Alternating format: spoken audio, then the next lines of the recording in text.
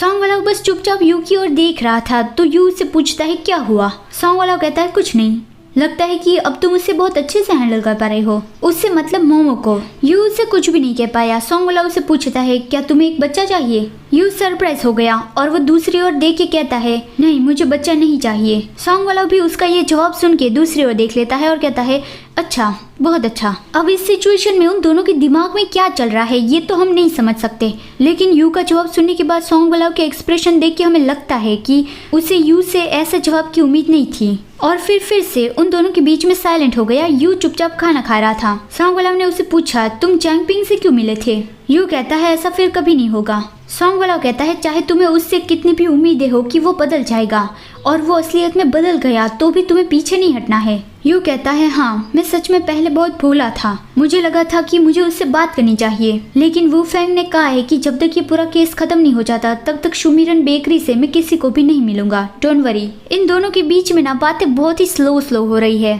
थोड़ी देर चुप हो जाते हैं और थोड़ी देर के बाद फिर बातें करने लगते हैं। यू उसे पूछता है कल फिर आखिर में क्या हुआ था। सॉन्ग वाला ने यू को बताया कि वो ड्रामा तो वहीं पे ही खत्म हो गया था, वहाँ पे सभी रिच फैमिलीज वाले लोग थे तो ये न्यूज बाहर नहीं गई, वहाँ पे ही दबा दी गई थी। यू पूछता है तो फिर क्या तुम्हें पता चला कि वो टाइप बी ब्लड वाला कौन था। सॉन्ग वाला कहता है वो तो किचन के पिछले दरवाजे से अंदर घुस आया था, वो एक एक्सट्रीम टाइप बी ब्लड वाला सुपरमैसिस्ट था, मतलब वो टाइप बी ब्लड वाले पूरे ग्रुप का हेड था। वो पकड़ा गया है तो सोसाइटी में ज्यादा मुश्किलें नहीं आएगी, लेकिन लगता है कि वो अपनी पूरी लाइफ जेल में रहेगा। यू सोचता है उसने कहा कि वो टाइप बी ब्लड वालों का हेड था, लेकिन वो टाइप बी ब्लड वाले अच्छे या बुरे नहीं होते, वो भी टाइप ए और टाइप ओ ब्लड वाले लोगों जैसे ही होते हैं। वो पैदा ही इस तरह से हुए हैं तो वो क्या कर सकते हैं। उसे अचानक से याद आ गया और वो सॉन्ग वाला उसे पूछता है लास्ट नाइट जो टाइप ए ब्लड वाला पर्सन था उसका क्या हुआ, जिसने मुझे वो करने की, मतलब तुम समझ रहे हो ना। और फिर तुमने उससे, यू को डर था कि वो टाइप ए ब्लड वाला पर्सन कोई ऑर्डिनरी पर्सन नहीं था, वो भी रिच फैमिली से था,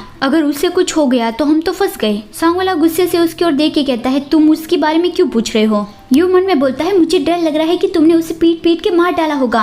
और वो सॉन्ग वाला उसे कहता है नहीं कुछ नहीं, मुझे लगा था कि वो बहुत बैडली इंजर्ड था। उसकी बात करते हुए सॉन्ग वाला कहता है वो मर गया है। यू तो बहुत शॉक्ड रह गया कि क्या वो मर गया, तो फिर अब हम क्या करेंगे, क्या पुलिस तुम्हें अरेस्ट कर लेंगी। वो तो बहुत परेशान हो गया और सोचने लगा अब क्या होगा, ऐसी सिचुएशन थी तो वो भी क्या कर सकता था। शायद हम ऐसा कह सकते हैं कि गलती से वो मर गया और वो इमेजिन करने लगा कि पुलिस सॉन्ग वाला को अरेस्ट करके ले गई और फिर वो और मोमो उसे जेल पर मिलने गए।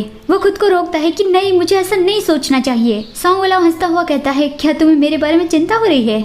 यू चिल्ला के कहता है ऑफ कोर्स मुझे चिंता हो रही है, आफ्टर ऑल तुम मुझे बचाने की ट्राई कर रहे थे। सॉन्ग वाला ये सुन के सरप्राइज हो गया और उसके पीछे का बैकग्राउंड देख के हमें लगता है कि उसे अंदर से ये अच्छा लगा है। जब भी ऐसे बैकग्राउंड में लाइट कलर आता है तो इसका मतलब उससे अच्छा फील हो रहा है। यू फिर बोल रहा था कि हाँ देखा जाए तो इसमें तुम्हारी गलती नहीं थी, सारी गलती उसी पर्सन की थी जिसने ये सब कुछ प्लान किया था। अगर तुम्हारे साथ कुछ भी हुआ तो मैं तुम्हारे लिए बयान दूंगा कि तुम सच में ऐसा नहीं करना चाहते थे और वैसे सिचुएशन में तुम्हारी स्ट्रेंथ को भी कंट्रोल करना मुश्किल था और मैं सब कुछ प्रॉपर्ली एक्सप्लेन करूंगा तो पुलिस डेफिनेटली तुम्हें नहीं पकड़ेगी। सॉन्ग वाला तो हंसने लगा और कहता है मैंने झूठ कहा था। व्हाट, ये सुनकर यू के एक्सप्रेशन हैं। सॉन्ग वाला कहता है वो आदमी अभी तक जिंदा है, बस उसकी कुछ रिब्स की हड्डियां टूटी है तो उसे कुछ महीने आराम करना पड़ेगा। मैंने उसे कंपनसेट भी दे दिया है तो मुझे पुलिस अरेस्ट नहीं करेगी, तुम्हें चिंता करने की जरूरत नहीं है। लेकिन तुम्हारा वो रिएक्शन मुझे रिकॉर्ड कर लेना चाहिए था, तुम कितने हिलेरियस थे। यू को जब ये रियलाइज हुआ कि वो सिर्फ एक बैड जोक था, उसका माइंड कुछ पलों के लिए एकदम ब्लैंक हो गया। वो दूसरी ओर देख के कहता है ओह तो ऐसा है। यू ऐसा प्रिटेंड करने की कोशिश कर रहा था कि उसे कोई भी केयर नहीं, लेकिन वो स्माइल भी नहीं कर पा रहा था। उसके अंदर अभी सच में ये डर आ गया था कि सॉन्ग वाला सच में अरेस्ट हो जाएगा। अगर आपको ये कहानी सुनने में मजा आ रहा है तो इस वीडियो को लाइक भी कर दो। Bye bye.